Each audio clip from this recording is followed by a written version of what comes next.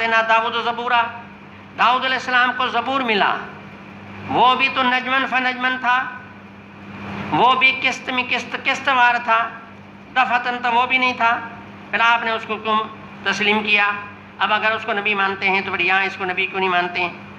اس کے علاوہ کلم اللہ موسیٰ تکلیما، موسیٰ علیہ السلام کو ایک بہت بڑا شرف ملا کہ اللہ نے اس سے ہم کلامی ان کو عطا فرمائی، اللہ نے ان سے کلام کیا اور دیگر انبیاء سے کلام نہیں کیا، تو اب آپ نے پھر دیگر انبیاء سے کلام نہیں ہوا تو پھر آپ نے وہاں اعتراض نہیں کیا کہ اس کے ساتھ کلام ہوا، تمہارے ساتھ کلام نہیں ہوا، ہم آپ کو نبی کیسے مانیں؟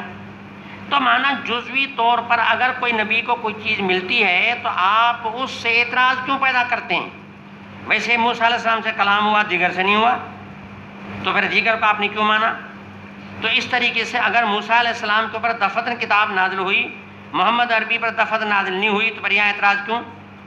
تو کہنے کا مقصد یہ تو اللہ کی حکمت ہے، بلکہ یہ ترتیب اوقاف ذہن ہے کہ بھئی جیسا واقعہ پیش آیا، جیسا موقع پیش آیا، اس موقع پر ٹھیک اس وقت تر و تازہ آیت نازل ہو گئی تو مسئلہ بھی سمجھ میں آ جاتا ہے اور پھر عمل میں بھی آسانی ہوتی ہے، وہ اوقاف نفس بھی ہوتا ہے۔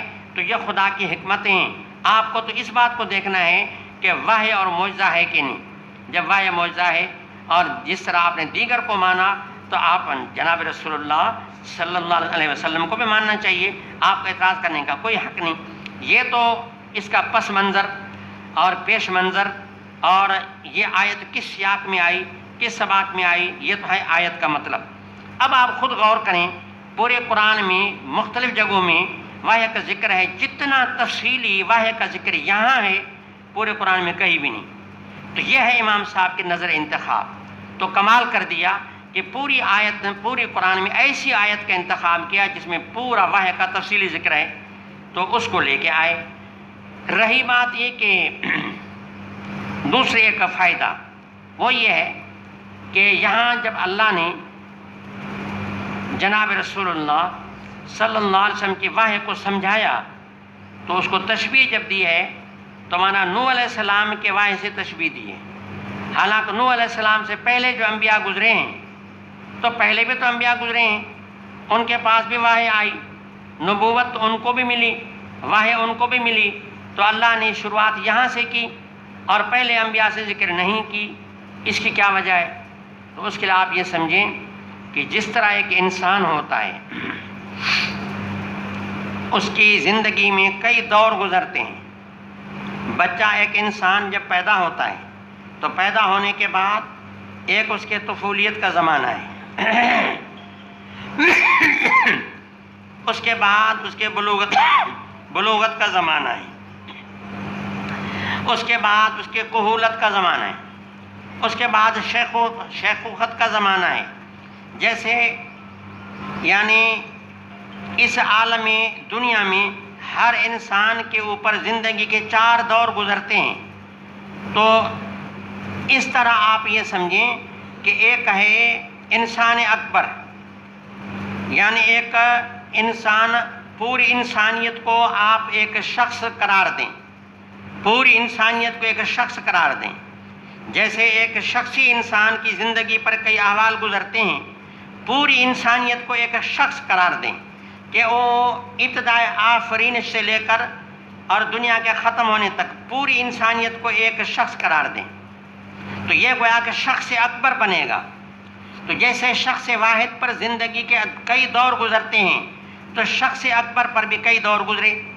انسانیت کا ایک پہلا دور طفولیت کا زمانہ تھا، اس کے بعد پھر شخص اکبر کا بلوغت کا زمانہ، پھر شخص اکبر کا کہولیت کا زمانہ، شیخوخت کا زمانہ۔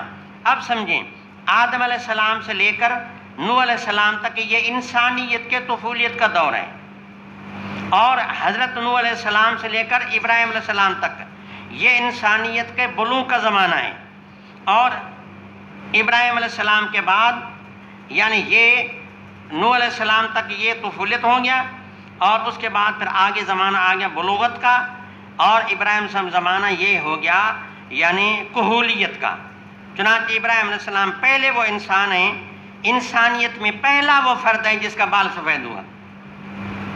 پہلے کسی انسان کے بال سفید نہیں ہوتے تھے، تو ابراہیم علیہ السلام کے جب بال سفید ہوا تو کہا یا اللہ یہ کیا ہے؟ تو اللہ نے فرمایا کہ یہ رحمت ہے۔ فرمایا اللہ مزید فضل، رحمت ہے، نور ہے تو اور بڑھاؤ۔ تو ہم تو سفید بالوں سے تنگ ہوتے ہیں، مہندی لگاتے ہیں، لیکن انہوں نے کہا کہ جی یہ تو نور اور برکت ہے اور اس کو بڑھاؤ۔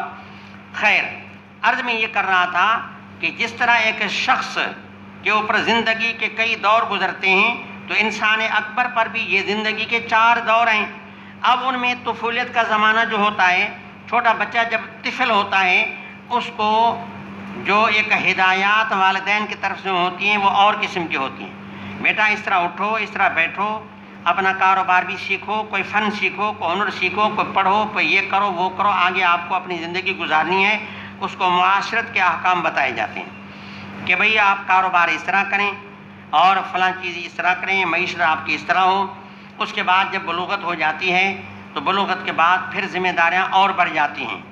اس طرح جب آدمی کہولیت میں آ گیا تو پھر عقل بھی کامل ہو گیا، شیخوخت میں آ گیا تو پھر تو بس کہتے ہیں بس اب عقل کی انتہا ہے، اب بوڑھا ہے، اب پوری زندگی تجربے سامنے ہیں، اب عقل بالکل کامل ہے۔ تو اس طرح انسانیت کا جو پہلا دور حضرت آدم علیہ السلام کے زمانے سے نوح علیہ السلام کے زمانے تک، اس میں آسمانی تعلیم کے اندر اکثر تکوینی احکام تھے، تشریعی احکام صرف ایک اصول کے حد تک تھے، عقائد کے حد تک تھے، اللہ کی الوہیت اور انبیاء کی نبوت اور قیامت، بس دین کے چند اصول سمجھائے جاتے، باقی احکامات جو ہوتے معاشرت کے ہوتے۔ اس لیے کہتے ہیں کہ آدم علیہ السلام جب اترے نا جنت سے تو پھر کچھ بیج بھی لائے اور پھر ان کو آنے کے بعد یہ ان کو الہامی طور بتایا دیا بیج ڈالو تو کھیت پیدا ہوگی۔ اس کے بعد پھر الہامی طور سمجھایا گیا کہ توی ہو، آگ لگاؤ، پتھر کو پتھر پہ لگاؤ، آگ جلے گی، اور آٹا گوندھ کر جو رکھیں گے، پھر ابھی تو محنت کرنی، پہلے تو جنت میں پکا پکایا ملتا تھا، اب تو پکانا پڑے گا۔ تو اس طریقے سے آدم علیہ السلام سے نوح علیہ السلام کا یہ زمانہ، اس میں اکثر معاشرت کے احکام تھے۔ نوح علیہ السلام کے زمانے تک میں اب گویا کہ بلوغت کا دور شروع ہوا، اور پھر اس زمانے میں کفر بھی شروع ہوا، کیونکہ ادریس علیہ السلام کے اولاد ان کے اولاد کے انتقال کے بعد قابیل کی چھٹی پشت سے کفر شروع ہوا۔ قابیل کی چھٹی پشت سے کفر شروع ہوا، بڑھتا گیا۔ تو نوح علیہ السلام کو جب اللہ نے بھیجا تو باقاعدہ دنیا میں کفر تھا۔ جب کفر تھا تو اب تشریعی احکام شروع ہوئے۔ تو پہلے احکام تکوینی تھے، اب تشریعی احکام اب شروع ہوئے۔ اس طریقے سے پھر تشریعی احکام کا سلسلہ بڑھتا گیا، کفر بھی بڑھتا گیا تو معاملہ بڑھتا گیا۔ اب حضرت صلی اللہ علیہ وسلم کا زمانہ اپنی انتہا کو پہنچا تو جناب رسول اللہ صلی اللہ علیہ وسلم بالکل انسانیت کے آخری دور میں آئے، اور آ کر کے پھر پوری شریعت انسانیت کو دے دی تاکہ قیامت تک ان کو کام آئے۔ تو اب کہنے کا مقصد یہ کہ جناب رسول اللہ صلی اللہ علیہ وسلم کی وحی کو جو ہے مانا پہلے انبیاء کے وحی سے اتنی زیادہ مشابہت نہیں، بلکہ نوح علیہ السلام کے وحی سے زیادہ مشابہت ہے، کیونکہ وہ تکوینی وحی تھی، یہ تشریعی وحی ہے۔ اس لیے تشبیہ میں شروعات حضرت نوح علیہ السلام سے کی گئی کہ ہم آپ کی جو وحی ہے اس کو نوح علیہ السلام اور بعد کے انبیاء سے اس کی مشابہت ہے، اس لیے آیت کریمہ میں شروعات حضرت نوح علیہ السلام کے ساتھ ہوئی۔ تو بہرحال یہ بات یہاں پوری ہوئی۔ اس کے بعد حدثنا سے آگے حدیث مسلم شروع ہوتی ہے، اس کے لیے آپ کل تک انتظار فرمائیں۔ آخر دعوانا الحمدللہ رب العالمین۔